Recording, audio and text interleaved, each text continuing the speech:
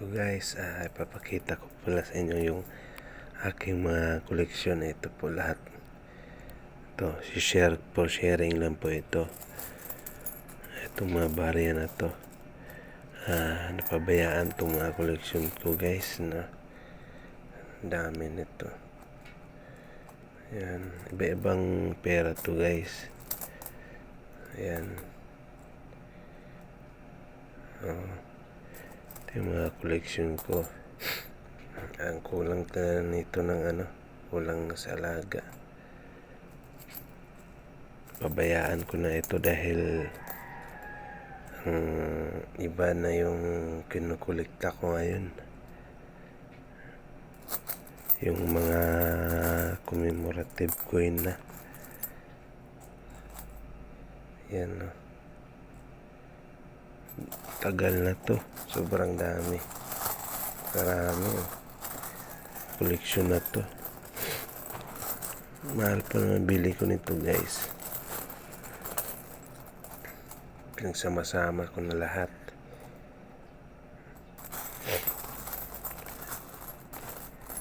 Kulang yung sa linis. Ayan.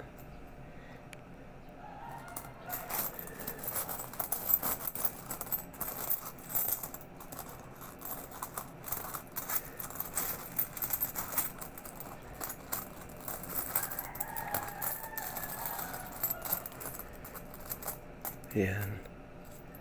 Itong mga to guys. Ito nakabarya.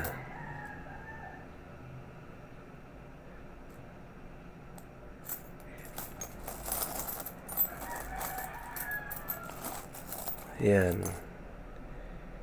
Hindi na ako nangulikta ng mga ganito, no? May isang old coins lang akong kinukulik. Isang old coins akong kinukulik. Barya.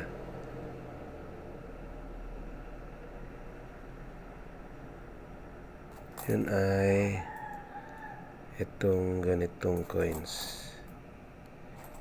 Ganitong coins na 10 centavo. Ito. Sa lahat ng old coins na to, yan yung mga nakikita ninyo. Ito. Hindi ko na kinukolekta itong mga to. Dahil napakarami na. Sobrang dami na. Hindi ko na maalagaan. May isang old coins lang akong kinukolekta at ito yun. Itong coins na to. Yan. At dapat tugma sa taon. Ito ang hawak ko 1918 dapat. Binibili ko yung year 1918 na 10 centavos. Ayan. Ayan. 1918 ang binibili ko nito. Guys,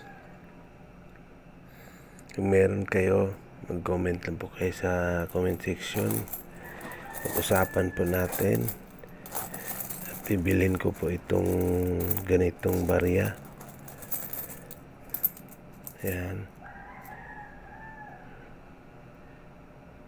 Ganitong barya bibilhin ko, no?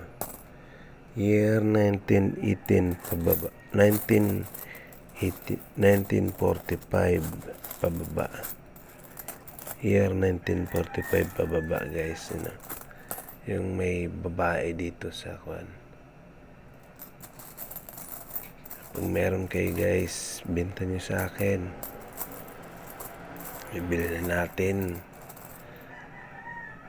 Yan, comment lang po kayo pag meron po kayong ganito. Itong mga sobrang daming barya na to guys. Wala na to. Napabayaan na. Tinigil ko na yung pagkukolekta ng ganito. Ito na, dito na nagpo-focus. Tsaka yung mga commemorative coin. So guys, sige, good luck Sana may maibenta kayo sa akin. Ganitong coins. Maraming salamat guys.